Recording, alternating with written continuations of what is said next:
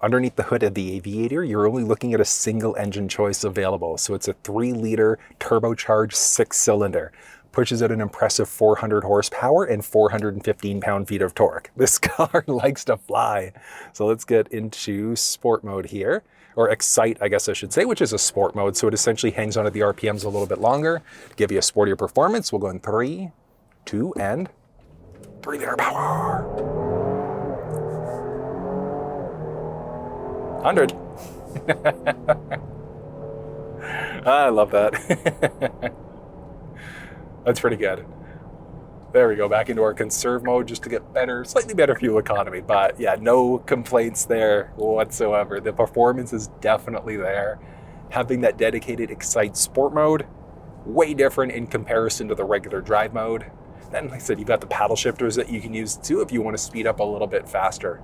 If you've never used paddle shifters before and you want to walk through and how they're used, check down in the description of this video. And that's the same thing for the Blue Cruise system. So if you want to walk through and how to actually use it, you'll find that down in the description of this video. So here's the thing, while you do get a great amount of power underneath the hood of the Aviator, if you're looking for that same power, you could look at the Ford Explorer ST or the Platinum when you upgrade to the 3-liter engine, because the engines are the exact same. The Explorer has the 2.3-liter base, but the Aviator is a 3-liter, which, like I said, you'll find inside of the Explorer ST or in the Platinum for the 25s. So if you only want power, you don't care about the extra features, the niceties, the enhanced noise cancellation you get inside of the Aviator, you could save yourself a few $1,000s by looking at the Explorer instead. So that is available. But if you want a comparison video looking at the Aviator versus the Explorer, you'll find that down in the description of this video. Underneath the hood here, it's pretty simple. There is a little strut brace right in the middle, no engine cover. You can kind of easily top up your fluids along the right-hand side there, so check change oil, or you can easily top up your wiper fluid along the left-hand side. Looking at the warranty inside of the Lincoln world, it is better than the Ford equivalent. So your basic warranty is 4 years in Canada and the States. Powertrain gets bumped up to 6 years. Then you can get prepaid maintenance packages available at time of purchase, but just take care of your ride. The Aviator will treat you well. The front end styling of the Aviator looks way different year over year. There's a taller profile grille, and that button design I think looks solid. You're going to find LED headlamps inside of the Aviator, and when you get into the Black Label in the States, they're adaptive pixelated, so it can bend with the road as you go, so left and right, not up and down. But you're going to find a lot of good technology in the front end. So there's the forward park sensing system, and then there's also a front-facing camera. So you are going to find a full 360 cam in this ride. On top of that, you're going to find Lincoln's Blue Cruise system, which is fully hands-free driving.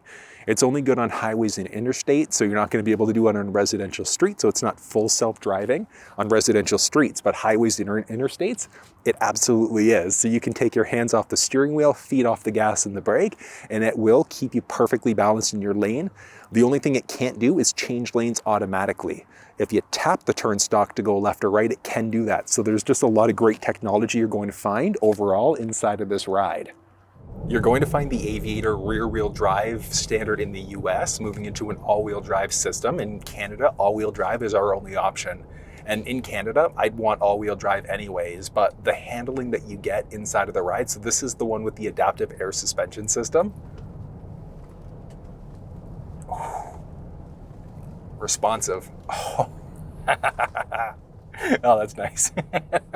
And let's do a little 180 here and see, can we do it without having to shift into reverse? Oh yeah, nice. What's that, lane and a half? Or 2.5, I guess I should say, and then back up to speed. That's good. No complaints there, but the handling that you get from the air suspension system is fantastic. You're going to find a series of different wheel sizes and styles with the Jet Appearance package, getting this beautiful 22-inch blacked out wheel. I love me my blacked wheels, so seeing this one on the Aviator, I just think looks really sharp. I know that one comes down to a matter of preference though. One thing I think that Lincoln could do to change around the wheels setup a little bit, specifically on the caliper, would be to have it powder coated red or dipped red or another color. The ST Street Pack, the Explorer ST, has that available as an option. I think it could just kind of change up the dynamic, just the look of it a tiny bit more, rather than the dull metallic look that you're typically going to find. Pricing for the Aviator in Canada starts at around $78,500 versus $60,500 down in the US. And that's before any sort of tariffs and things like that come into effect. So I have no idea what the after tariff price is going to be on the Aviator. That's obviously going to be reflected on Lincoln's website for Canada and US, but you can find full build details for this one down in the description. And this one is in the red carpet metallic exterior, and it also has the available jet appearance package. And that black on red looks sharp. Normally, I wouldn't go for red cars, but this actually works. I think that I'd take the red over blue, hands down, unless Lincoln could come up with a nice deep blue like what you can find inside of the Mustang. But it's a pretty solid design overall. The rear end styling of the Aviator looks great as always. You're going to find LED tail lamps inside of the ride, along with a quad tip exhaust setup. And then technology-wise back here, you're going to find the reverse park sensing system along with the backup camera, and then the rear wiper, which is hidden right along the very top. Towing inside of the Aviator is still possible this year. This one does have the tow package from the factory. You're maxing out though at 5,000 pounds. So it's slightly less year over year, not a big drop, but you can still pull boats, trailers, things like that. If you need to pull a little bit more, you'd have to look at the Navigator as an option.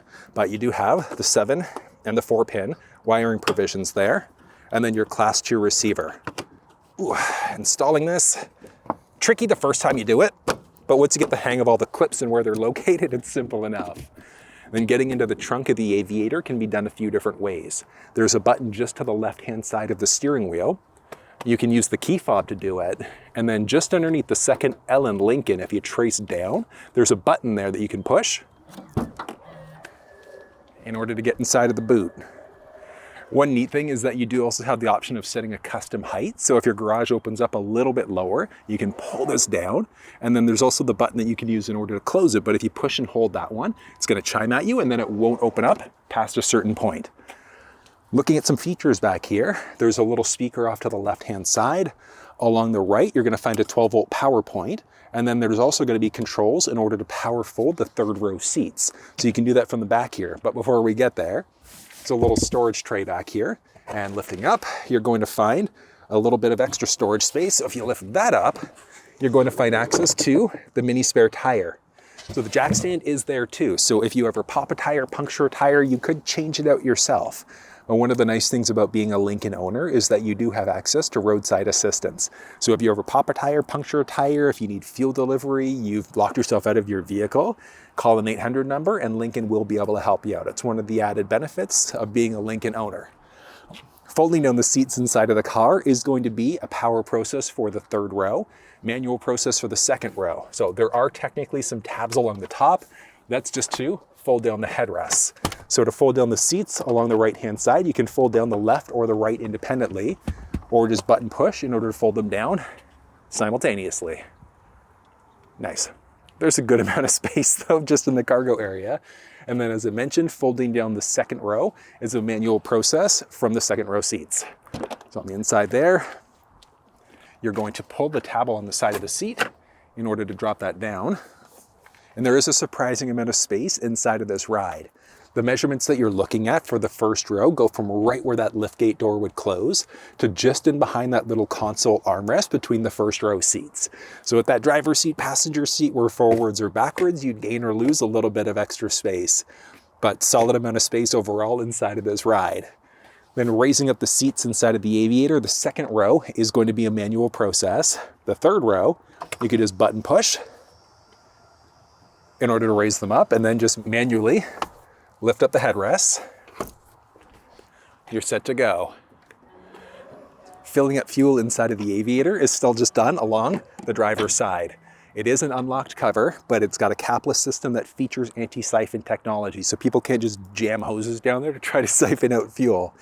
Looking at the fuel quality inside of the Lincoln world, minimum manufacturer's recommendation versus requirement are two different things. So minimum requirement is at least an 87 octane. So regular fuel is what you have to at least use. So you can't use an E85 or an 86. Having said that, the recommended fuel is a 91. And then the horsepower and torque specs are all achieved using a 94 octane. So if you want the best possible performance inside of your Aviator, you're gonna wanna go for a 91. In Ontario, our carbon tax is just pulled away, so we just ended up getting like a 30 cent per liter fuel savings, which is amazing, but also concerning at the same time.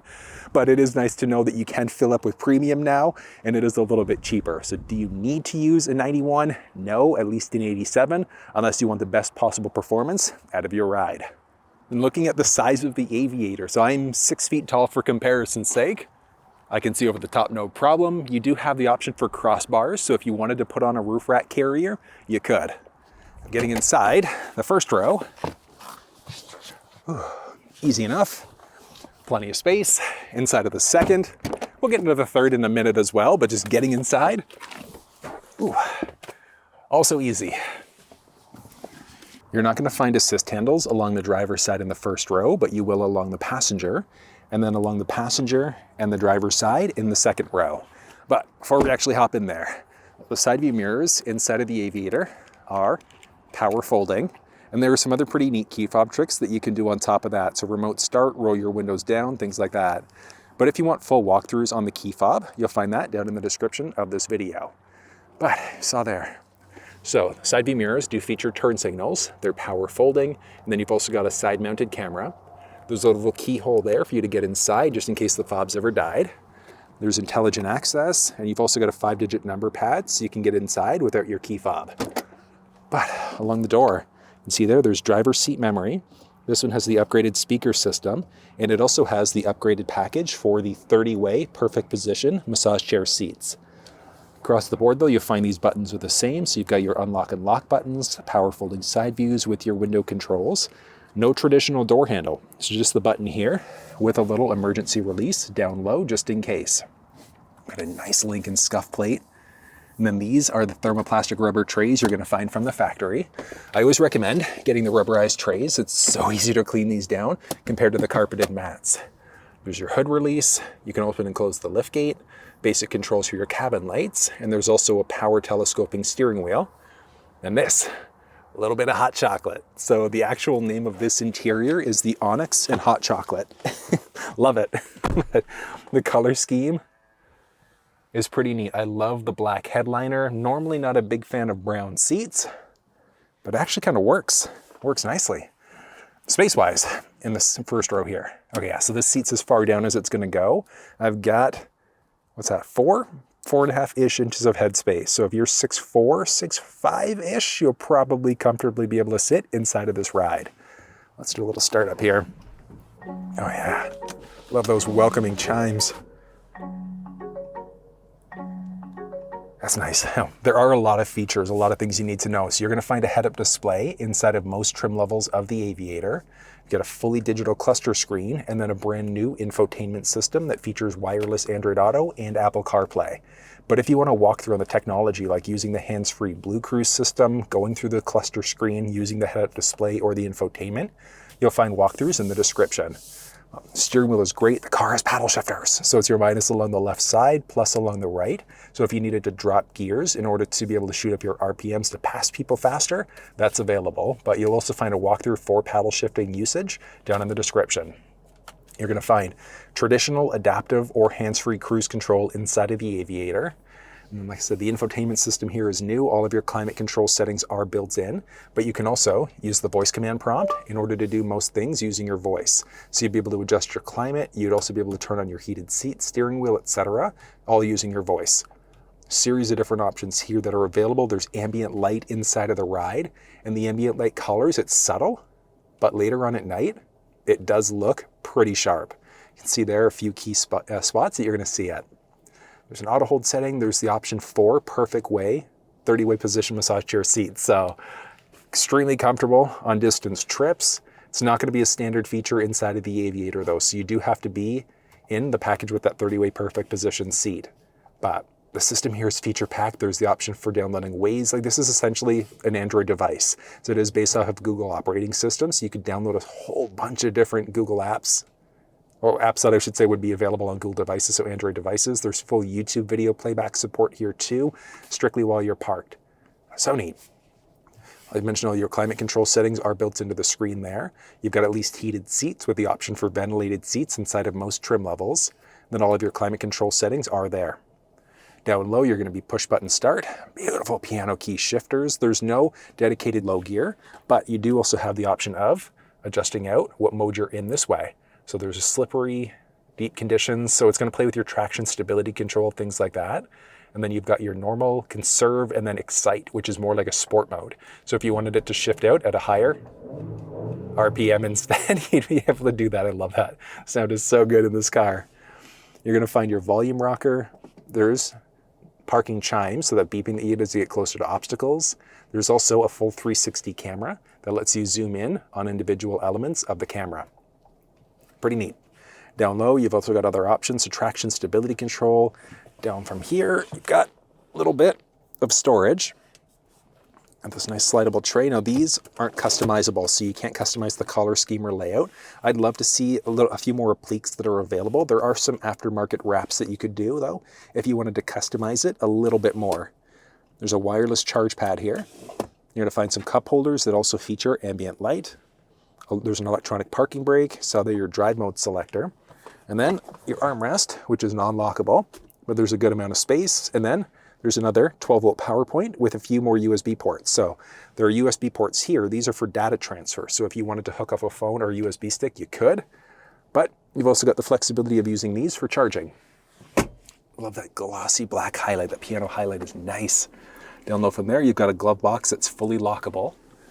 Up overhead, you've got a sunglasses holder. Got some controls for your cabin lights. And then there's also controls for your full panoramic sunroof. Beautiful, just opens it up so nicely. Love that. I'll normally drive with the shade open, but I mean, you've got the flexibility of just creating a little vent or just fully opening it up from there. You've got, auto dimming rear view mirror. So that can't be turned off, but if somebody's behind you later on at night and they're flashing their high beams at you, that's automatically gonna dim. And that's the same thing for the side view mirrors. You've got your your home link system, I should say. So if you've got a garage door opener at home, you'd be able to program that in. You're going to find a little ticket receipt holder. And there's also a vanity mirror that has lights built in. And this little feller extends out to block all of the sun that might be hitting your face. But the Aviator, it's a beautiful car overall. If you don't care about the niceties, the extra luxuries, you could just look at the Explorer ST. But I mean, even looking at something, so the sound, there are 3 different speaker choices that are available inside of this car. So it's a 10 speaker system in the Premier, there's an optional 14, and then there's the 28 speaker Revel audio system. And the audio is so good. So if you're an audiophile, you're probably gonna wanna look at one of the higher packaged options. The 14 is acceptable. The 28 though is just a step above. It's so much nicer in comparison. Hold on, let's reset that seat. There we go. And hop back to the second row.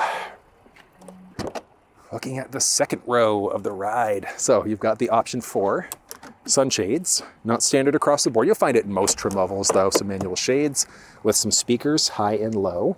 Got your basic lock unlock buttons, window control with your handle there too, or your button I should say to get out. You've also got some storage down low on the inside here. So there are technically 3 different configuration options that you're gonna find inside of the Aviator. So you're always going to get, well, you're not always, you're either gonna have 6 or 7 seats. So you're always gonna have 2 seats in the front, 2 seats in the back. And then it's either 2 or 3 seats in the middle. So this is a full console setup. There's the option of getting the dual captain's chairs with a mini console, or you can get a full bench seat configuration. So if you needed a 7-seater, that is available as an option. But if we look at space inside of the ride, so there's a little bar between your legs there. You can slide the seats forwards or backwards. Actually, I want to do a test here. So let's do this seat as far forward as it's going to go. This seat is as far back as it's going to go. Okay, here we go. So with the seat as far back, first row set up for myself being 6 feet tall. I've got a good amount of knee space, foot space is there, and head space with me sitting fully upright, about 1.5 inches. But you do have the flexibility of being able to recline the seat. So along the side of the seat, little lever there, you can use that to fold the seat flat, but you can also extend back for a slight recline. So it only gives you a little bit of extra head space, but reclines the seat nicely. It's good. When you look at the full console setup, you've got some cup holders there. You've also got controls for the sunshade. There's a little slider here with a decent amount of space and a few more USB power points. It's good. And then you've also got this little passenger side screen. So the passenger screen, you can lock it out. So if you don't want people in the back being able to play with this, you can lock it out. But people in the back would be able to adjust audio. They could turn on and adjust climate settings here too. So adjust the second or the third row. So it's technically quad zone climate control. So something different for the driver, for the passenger, for the second, and for the third row. Pretty neat. You've got basics for heating and ventilating for your second row seats. If you have the bench seat configuration, the middle seat would never be heated. So it's strictly going to be the outboard seats inside of the ride. Just looks really sharp. And then series of additional settings here too. You've got some basic controls for your vents. Down low, a few power points. So there are a few more USB Type-C power points, along with a traditional wall plug down there too. On top of that, you're gonna find some mat pockets behind both the passenger and the driver's side. Up overhead, you're gonna find a little handle, hook, and a light. And that's the same thing here. So a little handle, hook, and then a light along this side, and a speaker there too.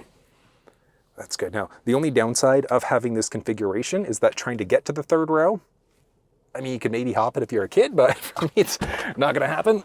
So getting into the third row, button along the top there. So this one here is going to fold the seat. This one is going to let you climb in this way. There we go. And let's actually do something here. So what I want to do, let's get the seat as far back as it'll go. Okay, so at the seat as far back as it's going to go, that is tight. So let's do this. There we go. All right. So there'd still be enough room for me being 6 feet. I'd probably have to get the seat in the front to move a little bit more, but I can fit back here. I've got knee space, foot space, and head space is where I'd be a little concerned, because if I'm not leaning forward, my head is touching the top. So, I mean, if you've got kids, shorter family members, taller friends that you don't care about, they could sit back here. You could hunch if you really needed to. And the seats are not comfortable by any stretch. It's like the forgotten seat in every car. Could you sit back here if you had to? Absolutely, but I wouldn't want to draw the short straw and have to sit inside the third row. They're not comfortable. Feature-wise back here, you're going to find some cup holders along the side, a little bit of storage over the top. From there, overhead, it's a little cabin control light. And then this way, you're also going to find another cup holder, and then there are some USB charge ports there too. Straightforward. Got some tether points there, anchors and tethers. So there are tether points and anchors on the second row seats and along the third row seats. So your anchors there, tether points behind the seats. It's not bad. I do prefer the mini console setup over this one, as much as I like those controls. So being able to hop out this way, but I mean, getting out either way is easy enough. Ooh, hugs so nicely. Oh, it just glides beautifully. All right, here we go. Let's get out of this roundabout. Yeah, that's nice though. One thing I would like to see, I've seen it in a few Mercedes vehicles, would be seat bolsters. So side bolsters that actually hug your body as you take it turns slightly more aggressively. I think that'd be amazing to see inside of the Lincoln lineup. The seats are extremely comfortable though. The ride there, the handling is nice. No complaints. It is a very smooth drive though. That's one thing that I like about the Lincoln lineup. Just slightly more refined, because I mean, obviously if you were looking for the same amount of power, you could look at the Ford Explorer ST. And I've put together videos comparing the Explorer ST to the Lincoln Aviator, specifically because of the similarities in power between them, but it's just that finer difference of luxury inside of the Aviator that you're just not going to find inside of the Explorer. Let's do a little under handling here. Here we go. Oh, love that 3-liter. Oh, that's nice. Oh, that's good. Nice and responsive. That's the way I like it. Overall, the interior of the Aviator is incredibly quiet. Incredibly quiet. It's really good. And I've got Blue Cruise going right now too, so it's not available on every highway or interstate, but it's full hands-free driving. So the cameras are essentially, well, in this case, watching your eyes. So what they're doing is it's watching to see, making sure that I'm actively paying attention to the road as I go. And then one really neat thing, hit your turn stock, automatically changes lanes for you too. It's such a neat little feature. Oh, you do have to make sure you hit the turn stock yourself. And one cool thing is that you can override it at any point in time. So if you don't want to actively be using the system, you can take over the steering wheel as it's changing lanes. You can hit the brake, accelerate as fast or as slow as you'd like to. So I mean, if we look at here, you don't have to wait for the lane change assist to toggle on. It temporarily disables the Blue Cruise when you do it, but then Blue Cruise comes right back on again. Looking at the real world fuel economy inside of the Aviator, it's been the exact same as the manufacturer's stated amount. So I've averaged about 10-ish liters per 100 on highway driving. And then city driving is gonna be about 13.5-ish, 14-ish liters per 100, which is bang on exactly what Lincoln claims. Now, it was only a shorter drive. I've only gone about 150-ish kilometers or so picking this car up, but the fuel economy is bang on. So if you do longer distance trips where you are cruising a little bit more, chances are good you're probably going to end up using less fuel on highways and interstates. But I've always found city driving, you always end up using more. And that was a quick look at the Lincoln Aviator. You can find all of the build details for this Aviator along with all of the tech walkthrough videos down in the description. But if you found this video useful, give it a thumbs up, share it with someone if you think they might find it helpful. And until I see you next time, take care.